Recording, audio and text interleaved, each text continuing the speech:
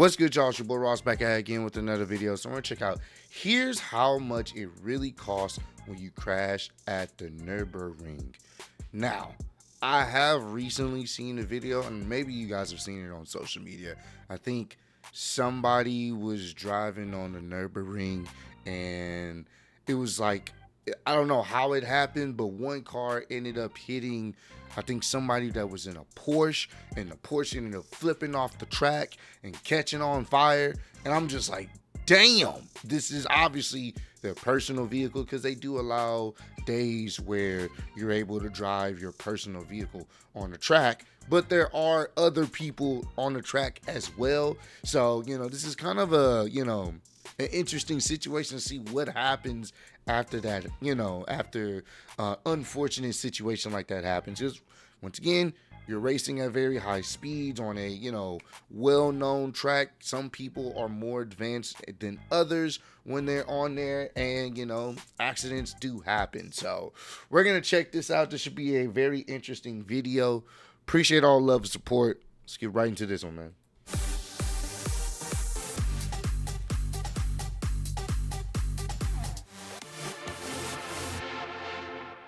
In our rental company at the Nurburgring, we have about 20-25 cars available for rent, which are daily being driven, all of them, or close to all of them. Oh, so you can also rent cars too.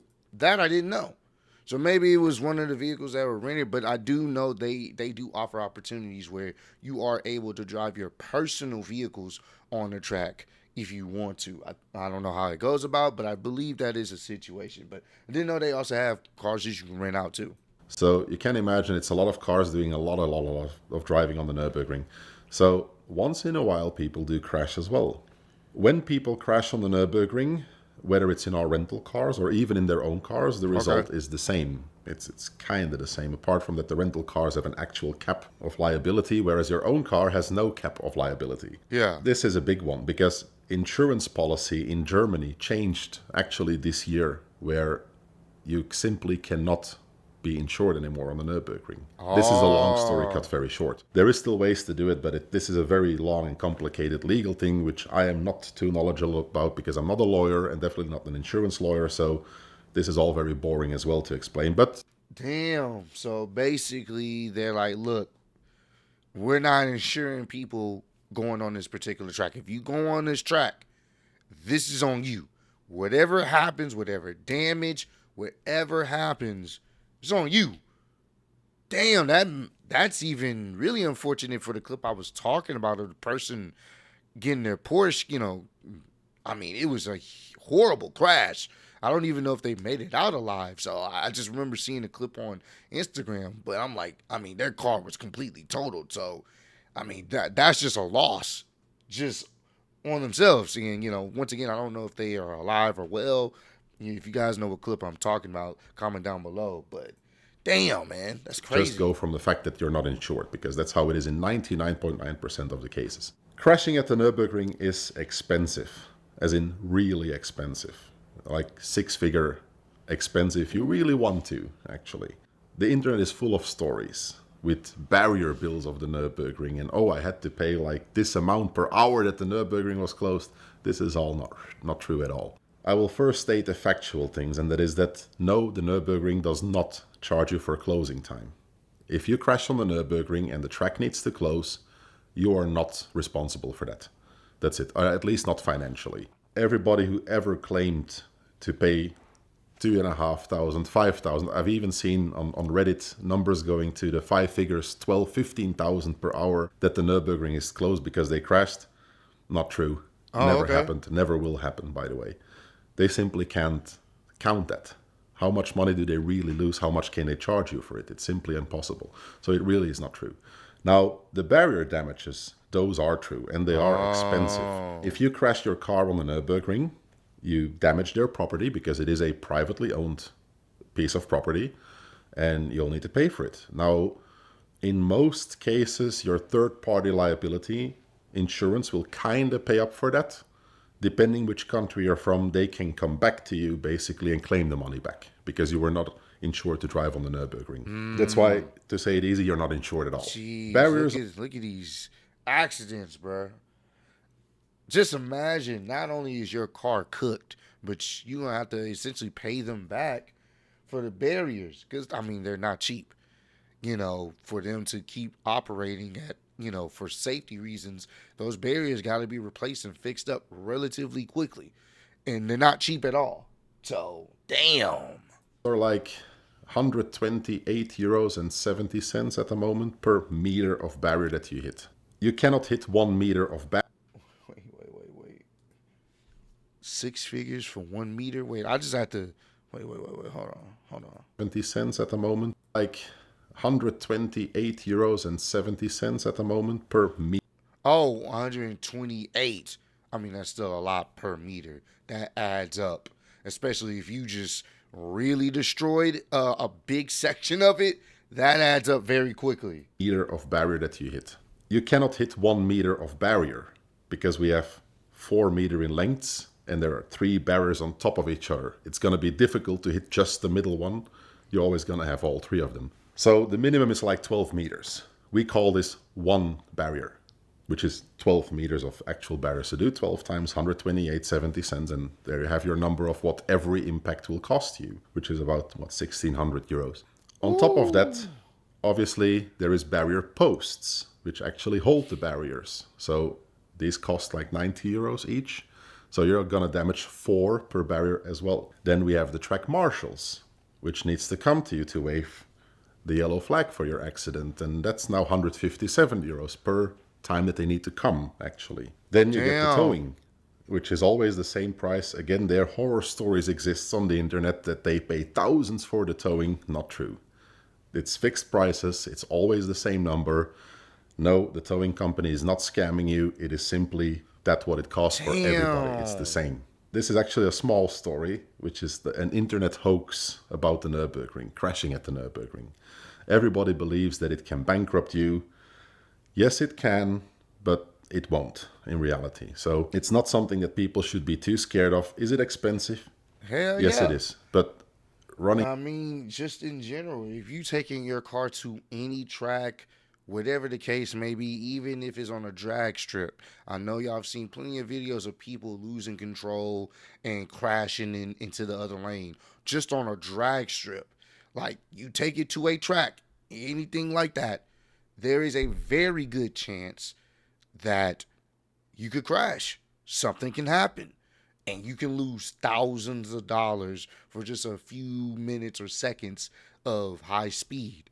It's the risk you take. Especially if you're in the cars and want to race them, that's the risk you take. So, your car on a racetrack is expensive. Yeah. If you can't afford the 1,600 euro barrier bill, which is actually the real average, you shouldn't be doing that hobby maybe. Yeah. That's kind of how I look at it. It's the same as if you want to buy a cool car, let's say like a GT3 or GT3 RS Porsche, and you can't pay the 12,500 euro brake disc change, maybe you should not buy such a car. So it's the same with crashing on the Nurburgring. If you're too scared of losing 1,600 euros because you damaged your car, do a different hobby. Yeah. Like, don't do that then.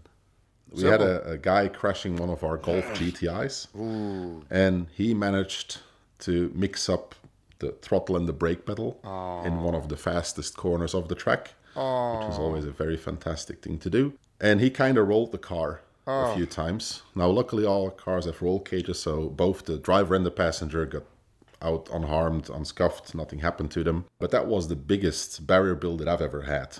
So we, as the owner of the car, we get these bills from the barrier, actually. The way this works is whenever one of our cars crashes, the Nürburgring calls me up and they say, hey, Ray, one of your cars crashed, blah, blah, blah. They made some damages on the barriers. This is how much it is. So this is like their at-the-spot estimate of what the barrier bill is going to be like. So we can charge this to our customers. Now, we get the actual invoice like 3 months later. That's how bureaucracy works, obviously. It takes time. Now, the numbers that I've been told are spot on to what's on the invoice afterwards. It was in 1 or 2 occasions, I think, in the last 10 years that it was, in the positive way, different. Now, with the Golf crash, the car wasn't even back yet because I had no idea what actually happened. I only know car rolled over, people are fine, lots and lots of damage to the barriers and to the car, obviously. And they told me on the phone, they said, that's going to be about 12 grand. And I'm like, holy, that's like the biggest. I've never had 12 grand in barrier damages in none of our rental cars. Never seen this before. I only heard horror stories of other people, which I always said this isn't true because, you know, we have this rental car company and we have so many cars and so many crashes. I've seen it all, right? But this guy, which happened this year, actually, he topped it off. That was the worst I've ever seen. This was rolling a car on top of the barrier for many, many, many meters, right? And he even took out an FIA fence. So the car literally flew in the air, Jesus, hit the FIA fence, landed on top of the barriers and kept on rolling. The chances that somebody would do that is like pretty slim. Very small. Like I was expecting a lot more. 12,000? I was expecting a lot more. But I mean, that still is a decent amount of money. And once again, you enter in at your own risk. This is the risk of, you know, driving very fast on a track. This is what could possibly happen. It's very dangerous. From all the crashes at the Nurburgring, less than 0.01% are that type of crashes. That's like the worst of the crashes ever. And that's a 12.5K barrier bill. So if somebody would tell me or tell the interwebs that, hey, I've seen a 20 grand barrier bill, I say, no way. Can't be. You can't crash that much. Although we had quite some crashes over the past years because it's just a matter of statistics, right? We never had a single injury, actually, apart from one time where some piece of glass cut somebody's arm, but that was like scuff. But we never had fatalities in our rental cars, and hopefully it will never happen. But not even like a light injury, let's say, like light to middle injury never happened, actually, in our rental cars. Cars are also very safe these days, you know? So even although all our cars have like full roll cages and bucket seats and 6-point harnesses and whatsoever, even cars without them, modern cars with their airbags and everything, it's so safe these days. I've seen normal cars crashing at it way over 120 miles an hour and people walked out of there with or without a helmet on the Nurburgring. This is another topic which the internet is like divided into 17 different groups, right? For me, it's very simple. Me personally, I don't go on any racetrack without a helmet. I have this personal point, and I'm not saying this is the exact correct way, but that's my personal preference. Me living for more than 10 years at the Nurburgring, I've seen many bad crashes, and not in our rental cars, but in people crashing their own cars, which the worst of one was a big rollover at the fastest corner of the track. It was a British E46 M3, where the roof collapsed on the left side A and B pillar and on the right side A and B pillar, which kind of causes the roof to do that. And both the driver and the passenger got squashed by their own car. Now, that was a normal car without a roll cage, and both were not wearing a helmet, and sadly, the passenger nearly died, actually. This is one of those crashes where I say nothing could have helped them wearing a helmet, and sadly, the passenger nearly died, actually. This is one of those crashes where I say nothing could have helped them. And that was the sad part, how it happened and how the car rolled and landed on the A and B pillar, and it kind of, you know, this is bad luck. But most crashes, you're better off wearing a helmet, especially in a caged car. So this is the misconception, at least, that people have. So there is two types of people. Group A says, no, you should not wear a helmet because you cannot wear the Hans system on tourist drives. Because you should only wear a helmet when the Hans system is there as well. Because you will get a neck injury if you don't wear the Hans system with a helmet, because now your head becomes like half a pound heavier, you know? Like, whatever, fair point. But then I think, like, with a roll cage and the way that 6-point harnesses actually work. So even with 6-point harnesses, the reason why they don't fail is because they stretch a little bit. So at a high-speed impact, those belts will move like, let's say, 3/4 of an inch. You think you're not going to hit the cage, but you will hit the cage at a heavy impact. There is my argument. Do you want to live as a vegetable or with neck pain? That's the difference with a helmet and without a helmet. So in a caged car, 100% wear a helmet, with or without hands. Hey, that was actually pretty insane. And my boy got a snake on his head. Okay. That was actually pretty insane. Once again, I've seen at least one of those clips, the recent one with the Porsche. That was kind of crazy, but it's interesting to know that that's really what they charge you for, especially if you use their rental, or even if you don't use their rental service. If you crash into the barriers, you're pretty much gonna pay for that barrier, And if you are in your personal vehicle, enter in at your own risk. If you crash, you're cooked. Your car's done. Ain't nothing you can do about it except get it fixed yourself, because your insurance not gonna cover it. But hey, comment down below. Let me know. I want to know, if you guys had the opportunity to go to the Nurburgring, would y'all actually take your personal car or rent a vehicle and actually do a couple laps on the Nurburgring? Let me know. Honestly, it's kind of something that I wouldn't mind trying. I don't know if I would probably wouldn't do my personal vehicle, but I'd probably rent out one of their vehicles for sure. But I definitely would actually try it. I think it's actually it looks fun. I've actually been on a racetrack, and not just like a just like a drag strip a long time ago.